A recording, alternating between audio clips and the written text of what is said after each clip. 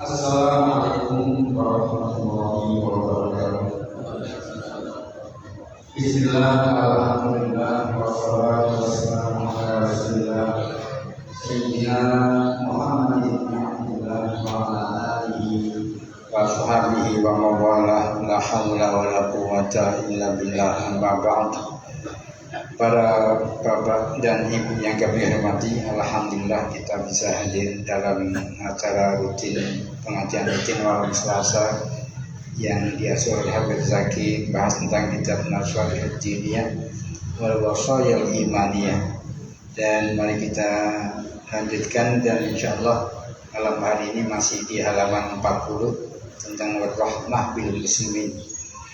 Kita buka dengan bacaan nomor kitab Ridhoillah wa Maqasidina wa ila hadratin Nabi Mustafa Rasulullah sallallahu alaihi wa ala alihi wa sahbihi hadriyati al-imam ma'alifillah qad ad-da'wah wal irsyad al-habib Abdullah bin Alwi bin Ahmad al-Haddad al-Haddad bin Syafir yam'ana bi anwarihim wa ulumihim bid-din wa dunya wal akhirah wa yaj'aluna min hizbihi ma yarzuquna mahabbatahum ونتوفنا على ملتهم وحشنا بزمرتهم وعلى كل نية صالحة. الفاتحة.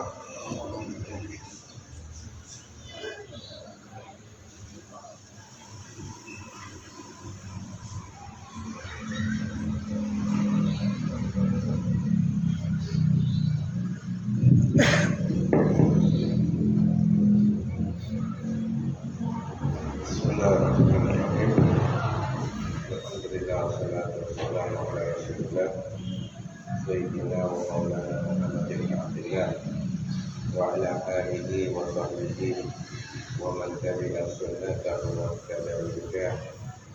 Rabbi shrah li sadri wa yassir li amri wahlul 'uqdatam min lisani yafqahu qawli. Amin amin ya rabbal alamin. Amma ba'd, ikhwani wa ikhwati rahimakumullah. Alhamdulillah, sampai kita di dalam pembahasan tentang masalah belas kasih ataupun mempunyai rasa kasih sayang kita terhadap orang-orang muslim, yang mana masih berkisar di dalam permasalahan hati yang kita jelaskan pada pertemuan sebelumnya. Dan kita tahu ini ibadah yang sangat luar biasa, yaitu masalah qalbiyah.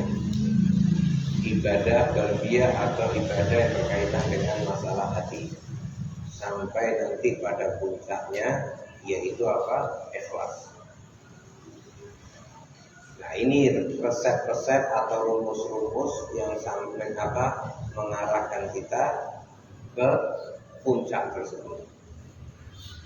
Nah, ini tips-tips atau cara-cara daripada pengobatan hati dari penyakit-penyakitnya, dan daripada tentang keyakinan, keimanan yang ada di dalam diri kita.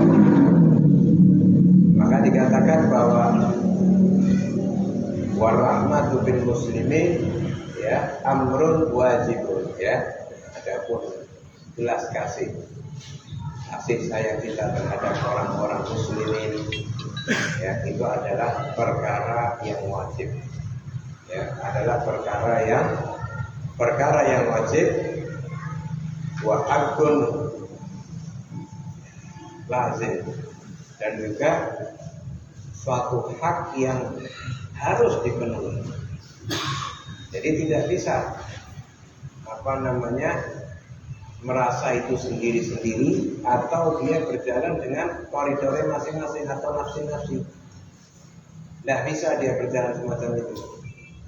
Kenapa? Karena di dalam kehidupan kita pasti ada namanya orang kaya. ada namanya orang miskin, ada namanya orang kuat, ada namanya orang yang lemah, ada orang yang tertimpa musibah, ada orang yang selamat dari musibah, ya kan? Hal ini kalau andai kata berjalan dengan syariat, berjalan dengan urusan yang diperintahkan sama Allah Subhanahu wa taala, maka akan menjadi stabil. Bahkan yang kita pernah ceritakan di zamannya Sayyidina Umar bin Abdul Aziz, seorang khalifah Amirul Mukminin, ya, ketika dia menjabat sebagai khalifah, tidak ada orang yang mustahik zakat di negeri itu. Tidak ada orang yang berhak menerima zakat. Kenapa? Yaitu penerapan ini rahmah, mempunyai rasa rahmah, perhatian, belas kasih kepada sesama muslim. Dan ini hukumnya wajib. Perkara ini adalah hukumnya wajib. Dan adapun belas kasih ini ditujukan kepada siapa? Bidu'afa. Dan mereka orang-orang yang lemah. Wal masakin, dan juga terhadap orang-orang yang miskin, ya, orang-orang miskin. Wa ahlul balaya, dan juga kepada wa ahlul balaya itu kepada mereka orang-orang yang tertimpa bencana, ya, atau masaib, atau tertimpa daripada musibah. Aula wa auja. Hal ini lebih utama dan lebih wajib. Kalau kita rahmah kepada mereka orang-orang muslimin, secara umum itu hukumnya wajib. Tetapi yang ditujukan lebih-lebih kepada mereka orang-orang yang lemah, mereka kepada fuqara wal masakin, mereka kepada orang yang tertimpa bencana maupun musibah, itu lebih daripada kewajibannya. Artinya sangat-sangat betul-betul dianjurkan. Kalau du'afa atau orang-orang miskin itu jelas kelihatan daripada mata. Tapi kalau orang yang terkena musibah itu secara umum, mau itu kaya, mau itu miskin, semua rata. Artinya terkena itu tidak milih-milih, ya kan? Dan itu harus diperhatikan. Tetapi sebaliknya, kalau dibicara di dalam masalah hati ini ada namanya dzauq, indera perasa. Jadi indera perasa yang ada di dalam hati ini semua bermain. Orang-orang mukmin itu dia merasakan. Orang-orang mukmin itu dia merasakan perihal orang mukmin yang lain. Makanya kalau sampai dikatakan al-muslim akhul muslim, ya, muslim itu saudaranya orang muslim. Tetapi kalau di dalam hakikatnya memang betul-betul dia merasakan perihal saudaranya masing-masing, ya, itu. Ya, itu sebaliknya, wa man lam yajid fi qalbihi inda musyahadati du'afa'il muslimin wa ahlil bala'i minhum ridwatan wa rahmatan. Ya, itu sebaliknya, barang siapa yang tidak mendapati di dalam hatinya, tidak mendapatkan belas kasih, perhatian, ya, belas kasih sayang, ya, ketika dia menyaksikan orang-orang yang du'afa, mereka orang-orang yang lemah dari kalangan muslimin, atau mereka orang-orang yang terkena bala atau musibah, bencana, tidak terdapat kelembutan di dalam hatinya ataupun belas kasihnya, maka itu termasuk dalam kategori apa? Ghalidul qalb. Keras hatinya. Keras hatinya. Nah, kalau kalimat yang dikatakan ini keras hatinya, itu bahaya. Tidak mau peduli, tidak mau urusan perihal orang. Nah, ini perkeras hatinya. Ketika orang dikatakan ghalidul qalb, ya, keras hati, itu berarti tandanya rahmat banyak tertolak pada orang tersebut, kecuali hidayah dari Allah. Makanya itu kategori mereka itu orang-orang kafir, orang-orang munafik, orang-orang musyrikin. Itu masuk dalam kategori keras yang dalam hatinya. Jadi sudah tidak mau perihal urusan. Makanya kadang kita mendengar nih orang-orang yang kaya, yang sampai triliuner, tapi masih aja dia korupsi, masih aja dia ini. Itu berarti menunjukkan apa? Keras hatinya. Menunjukkan apa? Fakir hatinya. Menunjukkan apa? Lemah jiwanya. Lebih kuat mereka orang-orang mukmin, ya, yang selalu dia memperhatikan perihal orang-orang yang lemah. Makanya kan dikatakan qad ghalabat alaihi qaswa. Jadi telah dikalahkan dari kekerasan hatinya tersebut. Ya. Dan juga dicabut apa? Rahmat di dalam hatinya. Waliyadzubillah. Terkadang seperti kita saya pernah membaca dari sebuah artikel salah di internet. Di internet itu ada orang terkaya di dunia, siapa namanya, Bill Gates apa namanya. Ya, dia mengatakan ketika berbicara tentang kemiskinan yang melanda di Afrika, ya kalau memang tidak mempunyai manfaat, artinya yadur, la yanfa, tidak bisa diambil manfaatnya dan lain sebagainya, ya dimatikan aja. Nah ini kenapa? Karena yang memang tidak memiliki daripada tertutup daripada rahmat Allah Subhanahu wa ta'ala. Makanya dikatakan tidaklah tercabut, ya, rahmat illa min zakir. Tidak tercabut daripada rahmat di dalam hati seseorang kecuali dia tertulis memang dia orang celaka. Nah, kalau sudah mensyaki orang itu di dalam kehidupan kita ini ketika lahir itu Allah tentukan sa'id wa syaqi. Orang beruntung, orang selamat, dan orang yang celaka. Artinya apa? Dalam kehidupan dunia dan juga dalam kehidupan akhirat. Makanya kemarin itu disinggung tentang permasalahan ketika engkau berjalan dan lain sebagainya itu lihat penghabisannya itu nanti. Penghabisannya itu orang itu selalu berharap, yaitu dengan apa? Husnul khatimah. Semua orang berharap itu. Tapi ketika berbicara tentang masalah ini, nah, itu kalau sudah masuk dalam kategori keras hatinya, tertutup. Ya. Terlintas untuk tobat aja tidak mau. Apalagi dia mau melakukan kebaikan. Yang penting apa? Terlampiaskan daripada syahwatnya. Dan ini semua sudah kita berada di zaman ini sekarang, ya, yang hampir rata-rata ammatul fusak, kefasikan itu sudah merata. Maka yang dikatakan yadharul khamar wa yadharul zina.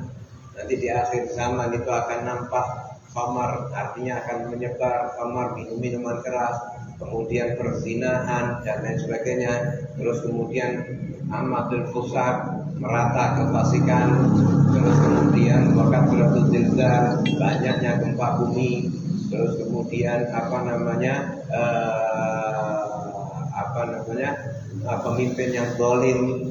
Terus kemudian nanti yang dimintai fatwa itu adalah mereka orang-orang yang jahil, orang-orang yang bodoh, orang-orang yang amanat itu dikhianati, orang-orang yang berkhianat itu dijadikan pemegang amanat.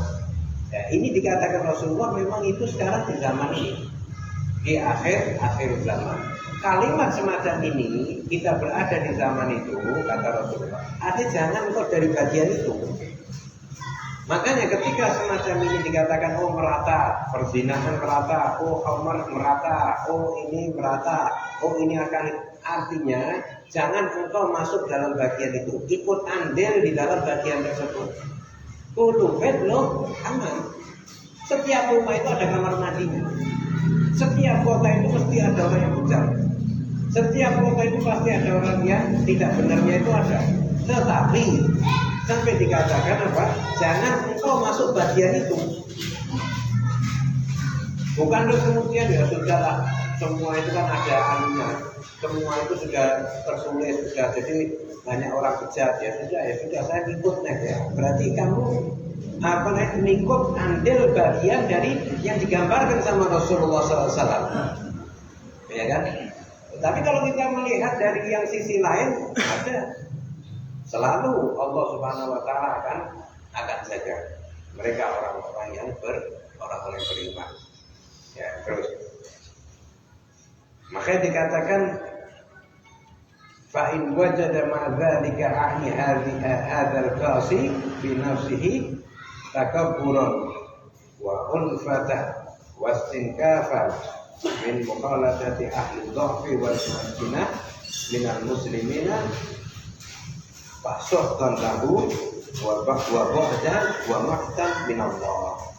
Dikatakan kalau andai kata didapati ya artinya kekerasan hati ini pada dirinya, ya banyak seperti kibir, sombong, ya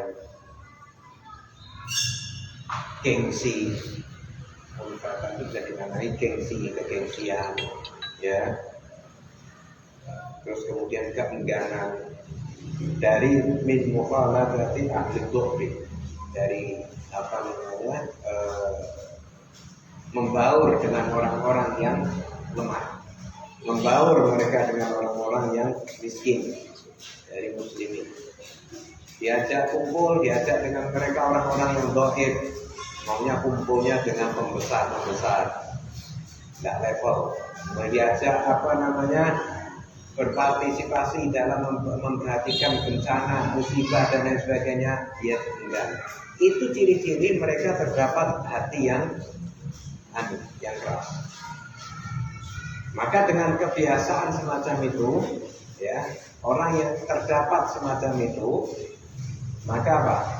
Kebinasaan telah datang kepada dia, bakal malam.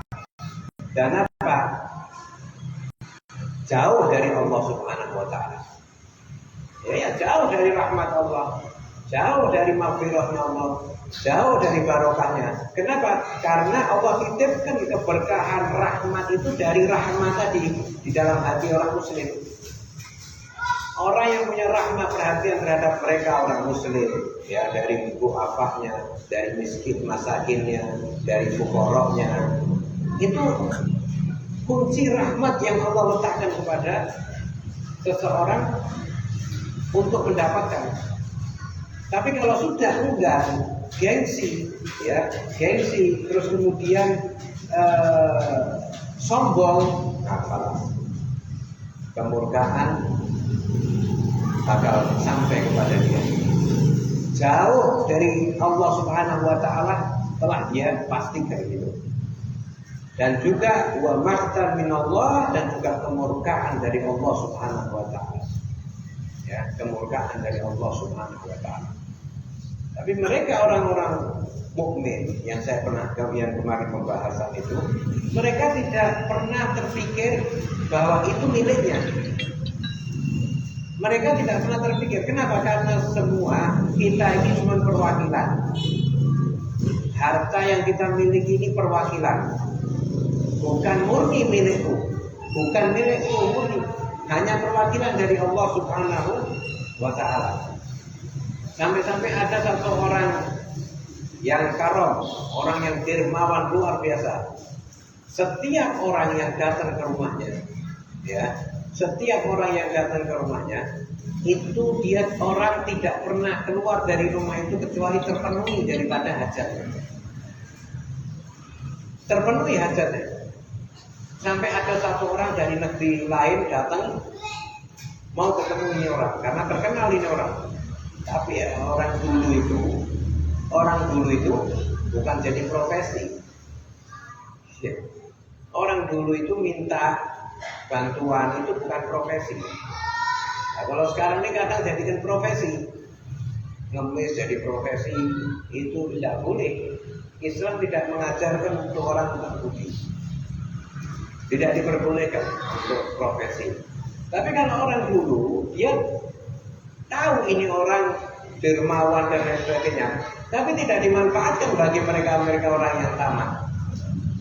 Kecuali kalau memang ada hajat betul, datang orang ini sampai ke negerinya, di tengah jalan dia ketemu dan nanya, apakah kau kenal dengan namanya siapa si Fulan? Oh iya ya, tahu, itu rumahnya. Oh iya ya. Kita tahu lah, kenapa katanya? Enggak, saya ini ada hajat. Oh iya, insya Allah hajat itu terpenuhi. Insya Allah hajat itu terpenuhi. Ke sana. Sampai di sana dia ketemu dan cerita panjang lebar. Dia nyampe kenapa hajatnya, ternyata orang yang dermawan ini pas kehabisan, tidak punya apa-apa. Ternyata bukan orang yang betul-betul punya, betul enggak? Ya Allah, pas hari ini saya tidak punya, tapi saya minta tolong besok atau enggak nanti malam engkau datang lagi ke sini. Saya ini lagi ada mau jual sesuatu. Kalau memang ini laku hari ini, ya hari ini saya akan. Kalau besok insya Allah laku, lah saya kasih. Ya tolong, maksudnya jangan jangan kau pergi balik pulang dulu. Oh ya, saya nyanggupi dia. Nah kemudian dia balik keluar dari rumah itu, mungkin mau ke masjid. Di pertengahan jalan ketemu sama orang yang dia tanya tadi. Oh ya, gimana sudah ketemu? Oh sudah. Bagaimana? Apa sudah dikasih? Oh belum dikasih. Cuma dia memang belum ada kata dia. Oh akhirnya. Kata dia, tolong. Kata orang ini yang ketemu, tolong cerita ini jangan kau ceritakan kepada orang lain. Oh lah kenapa katanya? Tolong cerita ini yang kau alami ini jangan kau ceritakan kepada orang lain. Apalagi orang-orang kota di sini. Oh kenapa? Engkau ceritakan cerita ini kepada orang lain, niscaya demi Allah engkau akan dicap sama orang ini engkau pembohong.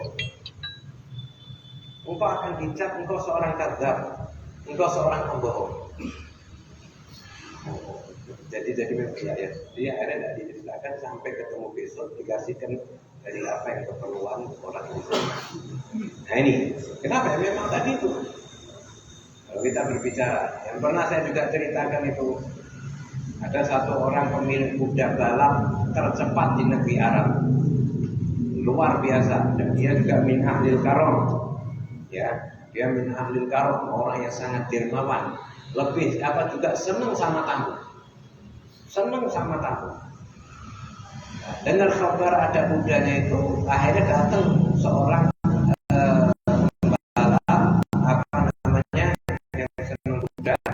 beli kuda itu yang tercepat di dunia, tercepat di negara Arab itu. Sampai di sana dijamu, di tahapan tidak ditanya mau apa hajatnya, ditanya dari mana, terus kemudian diajak cerita, terus kemudian didudukkan di rumahnya, kemudian dijamu makan yang luar biasa. Wah, dia tidak punya kesempatan ngomong untuk beli kudanya itu tadi. Nah, setelah itu apa?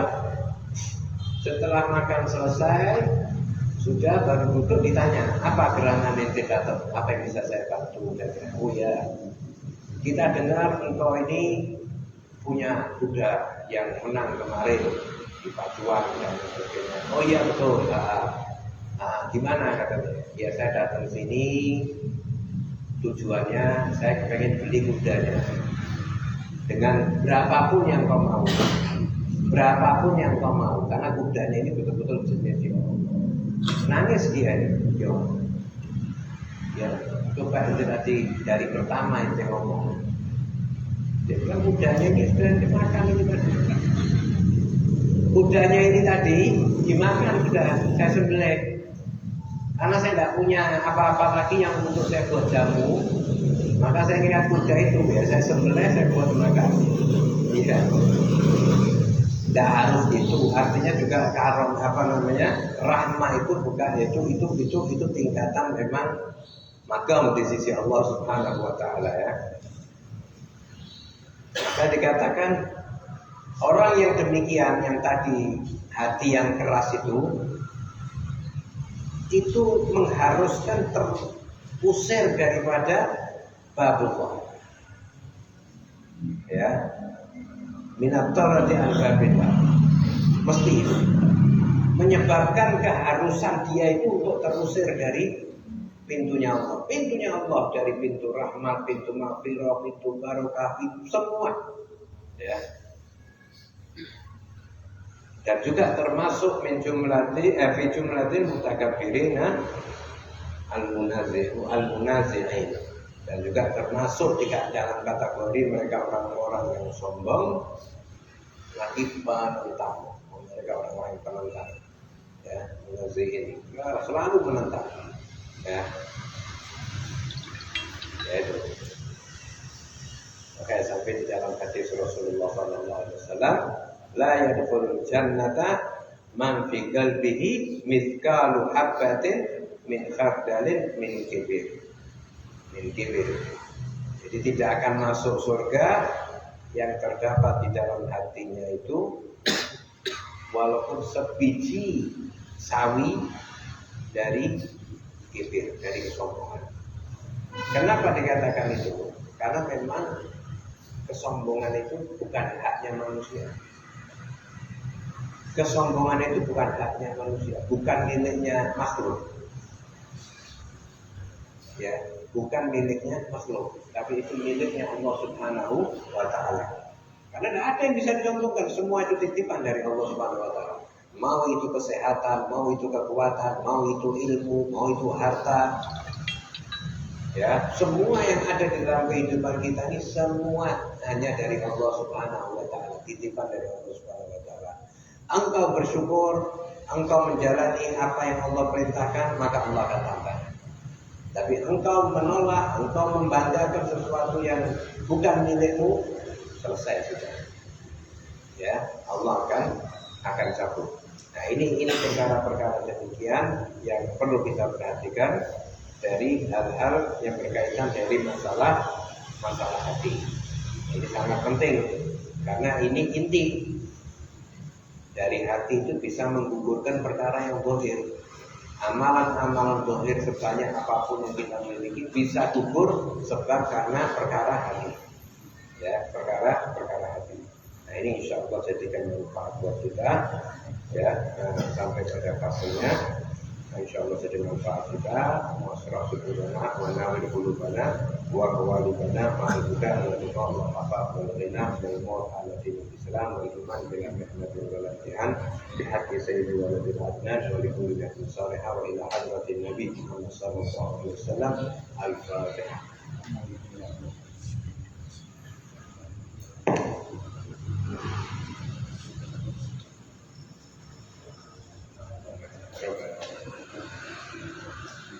Wa akhiru da'wana alhamdulillahi rabbil alamin.